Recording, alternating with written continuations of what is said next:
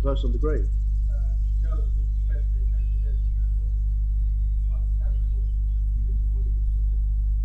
In addition to that, after the one completing scenario of the church, where the person will end up, someone that there are people who do that without consulting other family members whether they agree or not.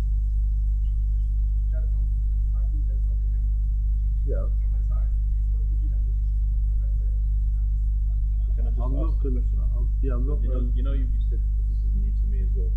When they're carrying a dead body, they do a mawlid. What does that mean? Basically, they start doing some chanting, yeah?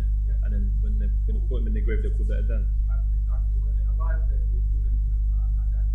Well, this is not from the Sunnah. This is not from the Sunnah. Absolutely. What's his position? Each and every time what I see is whenever someone says from the discipline,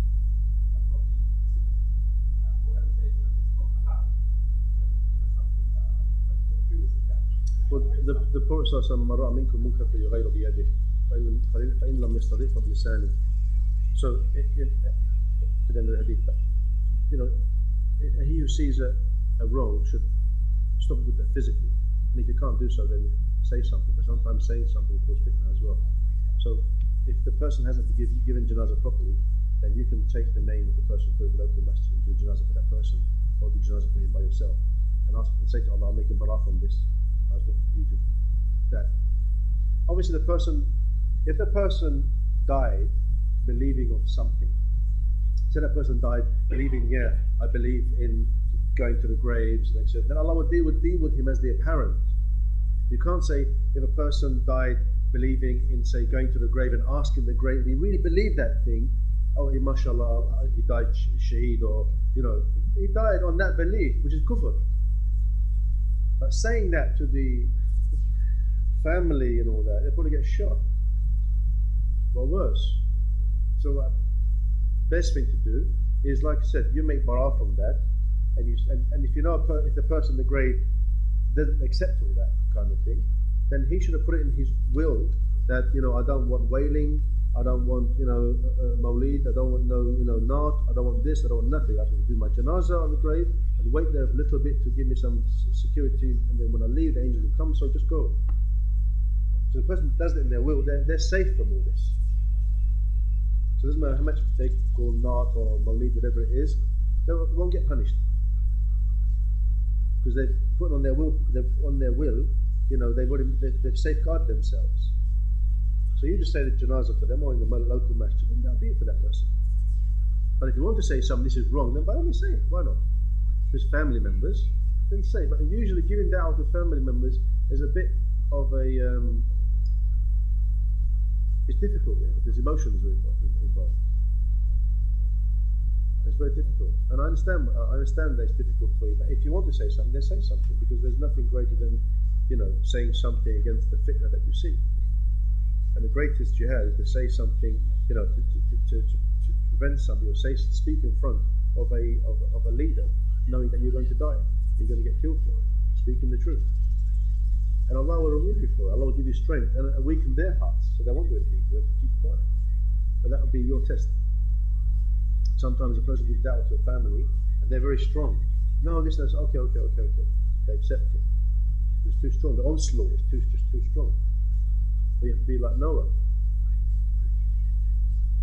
All for one and one for all.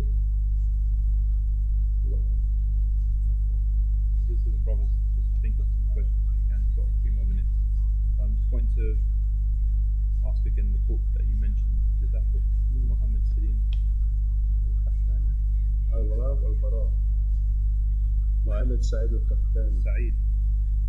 Okay. Did you make the homework a bit more achievable, brother? You gave a lot of topics. No, I don't mean go to study completely and become a shaykh overnight. I'm just talking about just find out what it means, the concept. What? Tawheed al-Rububiyyah, the concept. Yeah, the Tawheed of Rububiyyah, the oneness of Allah's lordship. And learn Allah's the oneness of Allah's lordship and the oneness of Allah's worship. These two concepts. Okay. And the other two you can do next time. But it's up to you. I mean, it's only you've got 4 weeks. And even if you spend 1 hour a week, 1 hour studying Tawheed al-Rububiyyah, 1 hour studying Tawheed al-Uluhiyyah and Tawheed al-Asma' wa Sifat and Tawheed al-Hakimiyyah and wal Bara. Well, that's 5 hours in 4 weeks. Too much.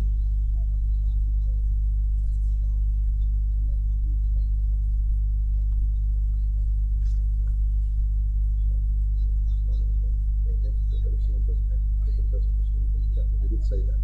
That doesn't mean everyone commits kufr as a kafir. I can't really understand this. Could you please explain? Yeah, it is difficult to understand because if a person does a complete act of kufr, then it's, you know, there are some things in deen that if you do some kufr in deen, makes you a kafir straight away. And there are some things, you know, this is another subject. This is where there is other, if there's udhr, if there's an excuse, udhr b'jahil, and if there is excuse for being jahil. For example, a person is just coming to the deen. You get Charanjit, a Hindu, they comes in, make tawbah, and then you see him bowing down to the idol again. This is kufr. This is making him a kafir. He's only been like a week. There hasn't been the concepts. You tell him this, you can't do this.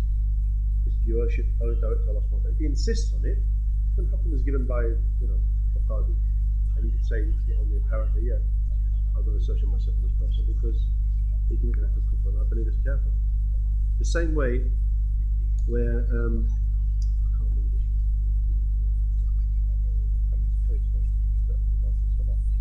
Who abandoned salah? Well, yeah. Yeah, because they abandoned salah. Man tarka salah faqad kafar. Man tarka salah faqad ashrak. Whoever abandons salah has committed the greatest of shirk. Because at the time of salah comes and you're doing something else, and your Lord is that something else that you're doing that is supposed to praise Allah subhanahu wa ta'ala at that time. So I am that thing. Don't pray anything at all, then you're not Muslim. There is no Muslim without prayer. That doesn't mean they're going to say, you're a kafir, you're a kafir, you're a kafir. So probably there are aspects of the deen that some people say no, that as long as you say, because you have to understand the conversation between Ahmed Ibrahim rahimahullah and Shafi'i when they were discussing how does a person become Muslim, and he said the shahada, you know what he's saying, and then the argument stopped. So the question is whether a person becomes a kafir.